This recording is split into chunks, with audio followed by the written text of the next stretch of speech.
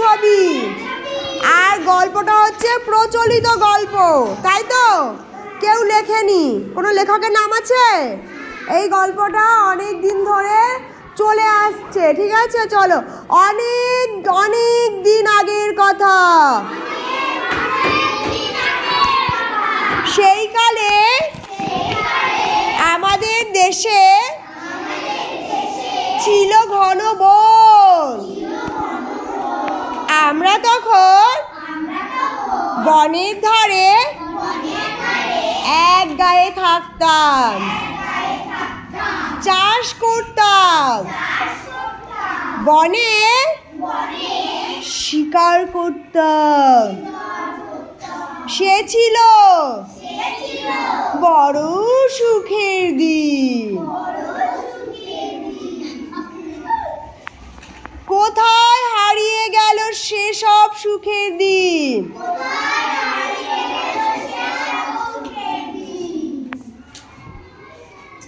সেই কালে বনের ধারে গায়ে থাকতো এক শিকারী। সে সব সময় বনে বনে ঘুরতো। তার ছিল না কোনো ভয় ডর। উল্টে বনের পশু পাখি তাকে ভয় করত। হাতে তীর, ধনুক, গুলতি নিয়ে সে ঘুরত। এমনকি রাতে শোয়ার সময়ও তার বিছানার পাশে থাকতো তীর, ধনুক, গুলতি।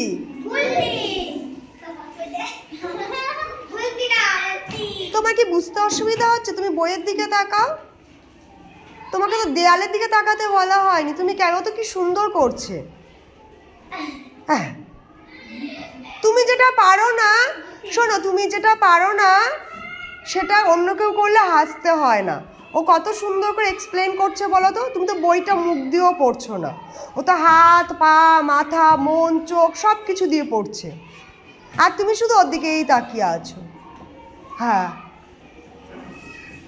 নিজেকে দেখো, তাকাও বইয়ের দিকে।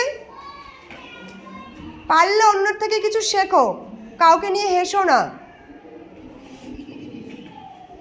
তুমি যা নাচ করো, কেউ হাসে তোমার নাচ দেখে? তোমার নাচ দেখে যদি কেউ হেসে ফেলে তখন তোমার কেমন লাগবে? না, কেন মহুয়াকে বলবে কেন? মহুয়াও দেখছে, মহুয়া দেখছে, মহুয়ার বোন, নতুন বোন দেখছে, সবাই দেখছে। কিন্তু পুরো গোটা ক্লাসে নতুন বোনের কাছে বকা খেলো কে? অনুষ্কা। বইয়ের দিকে তাকাও, নিজের কাজ করো, অন্যের দিকে তাকিয়ে সময় নষ্ট করো না। সকালে গায়ের ঘর থেকে করো, ওরকম করে করো, বেরিয়ে যায় সে। আধার হওয়ার আগে পর্যন্ত বনে বনে ঘোরে, গাছের ফল খায়, পাখি শিকার করে, বনেই রান্না করে খায়, বড় আনন্দে থাকে সে।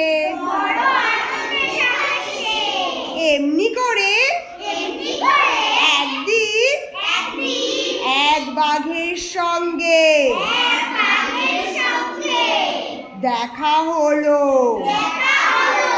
দুজনেই খুশি, অনেকক্ষণ কথাবার্তা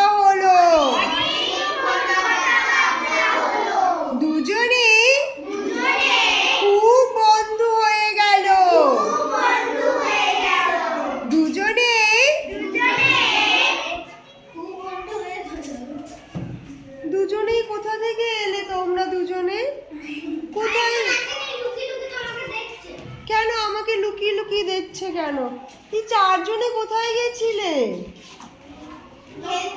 হ্যাঁ, এতক্ষণ? মুখগুলো তো শুকিয়ে গেছে জল পিপাসাতে। জল খেলে না কি করলে জানি না। চলো বাঘের গল্প করছি, তোমরা তো দেখতে পেলে না, আবার শুরু করতেও পারবো না, এখান থেকেই করি। চলো দেয়ালের ছবি বের করো বইয়ের দিকে তাকিয়ে। হ্যাঁ চলো, রেডি? দুজনেই খুব বন্ধু হয়ে গেল। প্রায় প্রতিদিনই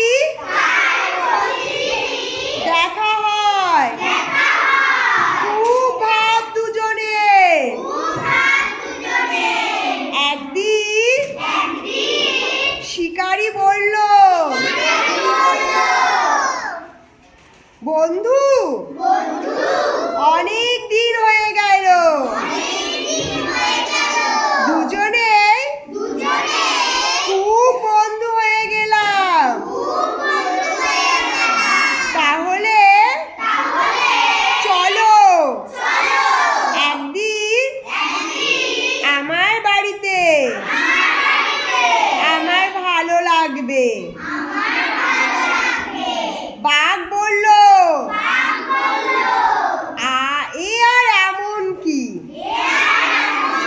যাওয়াই যায়।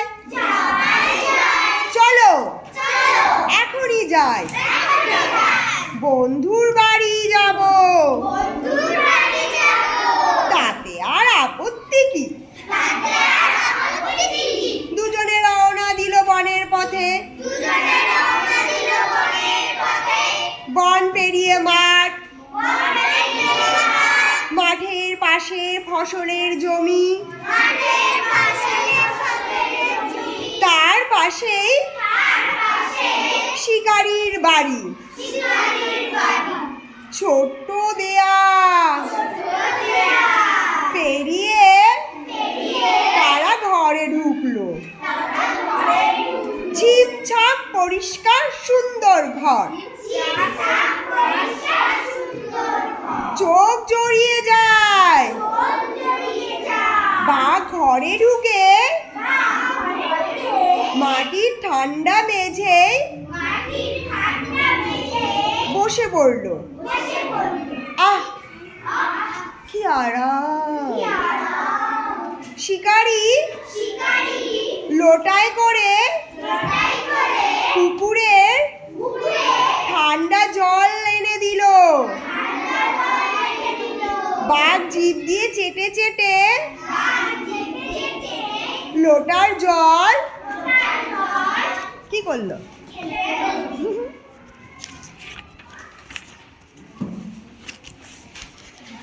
বন্ধুর দিকে ডাগর চোখে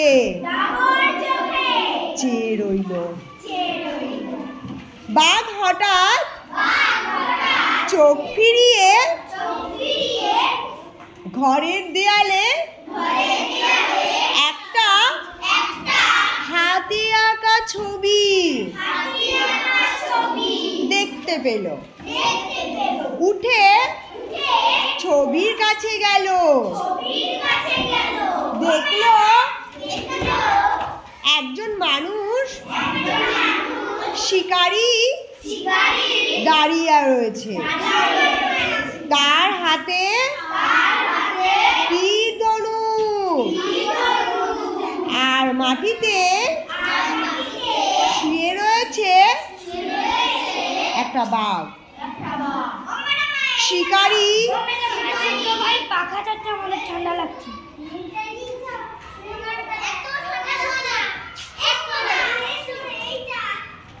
শিকারী বড় বড় চোখে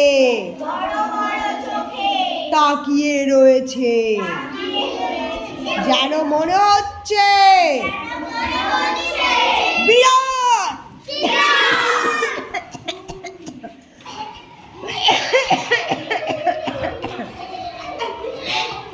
যেন মনে হচ্ছে বিরাট কোনো কাজ করেছে।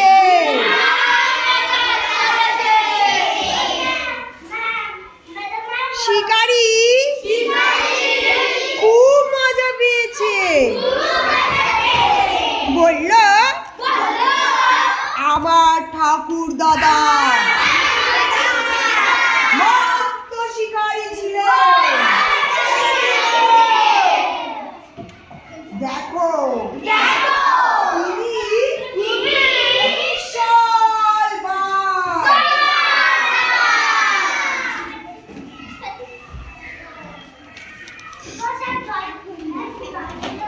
হ্যাঁ স্যার, জল খেতে চান আপনি? না স্যার, টয়লেটে যাওয়া যাবে না।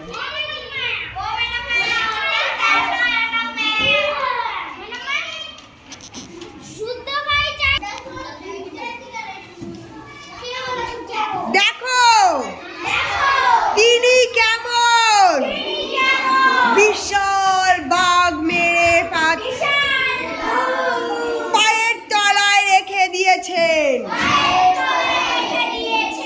ঠাকুরদা বাঘ, নেকড়ে, চিতা কাউকে ভয় পেতেন না।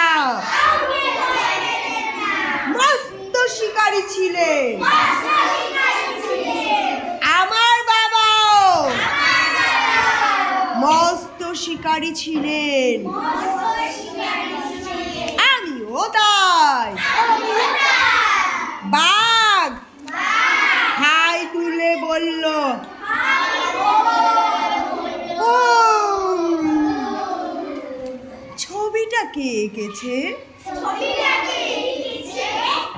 শিকারী বলল,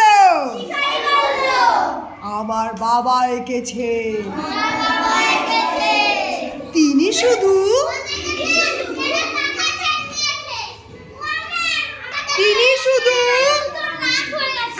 মস্ত শিকারী ছিলেন না, খুব ভালো আঁকতে পারতেন। বাঘ বলল, হ্যাঁ সে তো দেখতেই পাচ্ছি।